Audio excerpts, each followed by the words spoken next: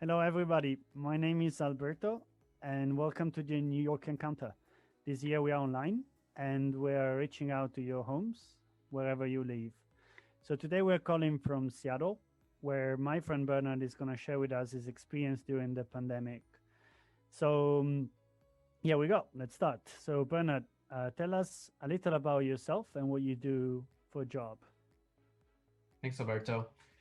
So I work for a nonprofit called Facing Homelessness. It's been around for 10 years, but I've only been working for them for the past four.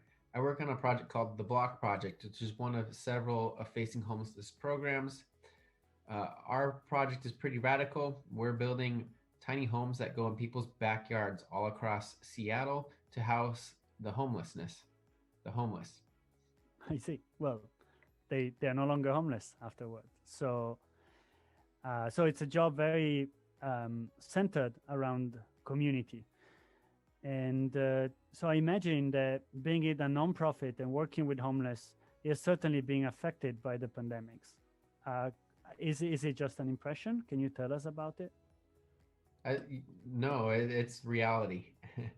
uh, we've been through a lot over the pandemic, and not only when I say we, I might be talking about us as an organization doing nonprofit serving the unhoused or the homeless, but as a lot of people are seeing across Seattle, the situation for the unhoused and the homeless has never been worse.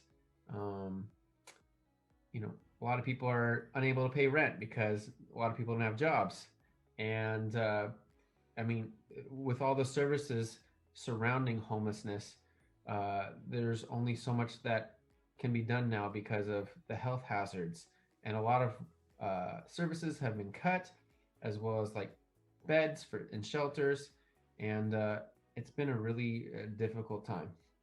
I see. And how about your job specifically? Was it also affected?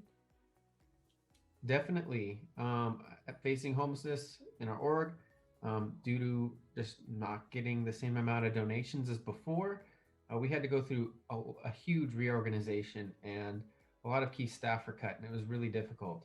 And all the while, the need for the work that we do couldn't be greater. So it's been really, really challenging. Yeah, one easily would feel overwhelmed by all this. But I remember you telling me that you found something, a point where you could start from, even though despite all these obstacles during these pandemics. Can you maybe tell us more about it?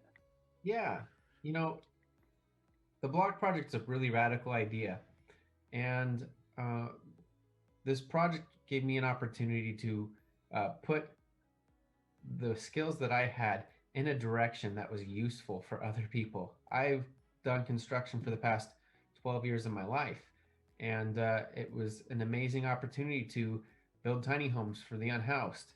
And it was a challenging idea at first.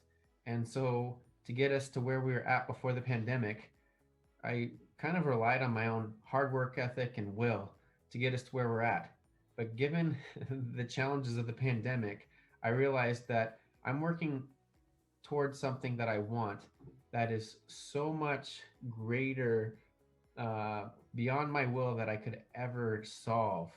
And through that, I realized that I needed to rely on a power that was beyond me to feel more centered in the work that I was doing. And in the light of the pandemic, all of the a lot of Seattle's problems and across America to some extent started to boil to the surface, and especially with the social unrest, I realized there are people that have been struggling harder than me in trying to survive, live, and do good things in the world.